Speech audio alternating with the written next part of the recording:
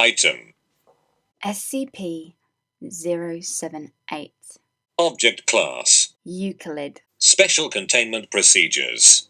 SCP-078 is to be left hanging on the walls of its containment cell and physically unplugged. The sole outlet in the room should be controlled by a switch, which must be left in the off position at all times unless SCP-078 is undergoing testing. Personnel who enter the containment room should familiarize themselves with the position of the switch so that they can locate it with their eyes closed in the event that SCP-078 is accidentally turned on. Description. SCP-078 is a pink neon sign approximately 1.5 meters long that displays the phrase, "Too late to die young." It was initially recovered in the town of after standard Foundation data mining protocols recorded an abnormally high death rate due to starvation or other forms of self-neglect. While powered off, SCP-078 has no abnormal properties and may be observed without effect. Viewing SCP-078 for less than 10 seconds while it is powered on has no effect, nor does indirect observation. Subjects who cannot understand SCP-078 due to a lack of ability to comprehend written English are also unaffected. However, any subject that views SCP-078 for longer than 10 seconds will, when viewing any handwritten piece of writing, occasionally perceive extra sentences. These sentences are not written in the subject's own style or in that of any of the surrounding text, but consist of a random style that differs from note to note. See Addendum 078-01, and always are phrased as if to assuage the subject's guilt on some matter of decision they feel guilty about. For example, a D-Class personnel who was convicted of murdering his wife in a heated argument read the sentence, "She deserved it for not doing what you said," in his handwritten journal, while Dr.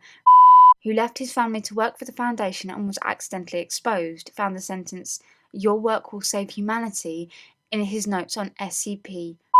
At first, the effect is beneficial, with affected subjects reporting greater peace of mind after exposure to SCP-078. However, the sentences shift from emphasizing the positive consequences of actions to de-emphasizing the negative ones, on a timescale of 1 week. Dr. 2 days later found the sentence, "They never loved you anyway," in his personal journal. Moreover, the writing will start giving justification for the acts the subject has never felt guilt over, or which the subject has already rationalized. The subject will then start reconsidering his justifications for those actions, as well as attempting to justify any further actions that they take. The need for rationalization increases as time goes on, and they will start vocalizing their thought processes, and by the end of 1 week, any tasks the subject performs, more trivial than the basics of survival, will induce a bout of neurosis as the subject attempts to rationalize why they did not instead take some other action. By the end of 2 weeks, the subject is unable to eat food. After the first bite, they will spend the next hour justifying why they ate that specific part of the meal first. Death due to malnutrition follows unless the subject is fed intravenously. Class D personnel who have reached this stage, as well as researchers who were accidentally exposed, are kept alive for purposes of study and to see if a cure can be found. The sole exception to SCP-078's effect is SCP-078 itself. Any subject who views SCP-078 a second time will see it displaying increasingly more guilt-inducing messages as duration since the first exposure increases. All subjects who have viewed it a week after initial exposure have attempted suicide. Addendum 078-01.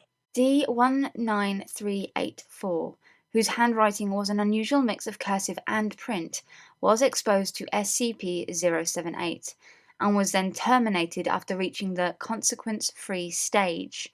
Subsequently, other subjects have reported seeing sentences in the same cursive print mix.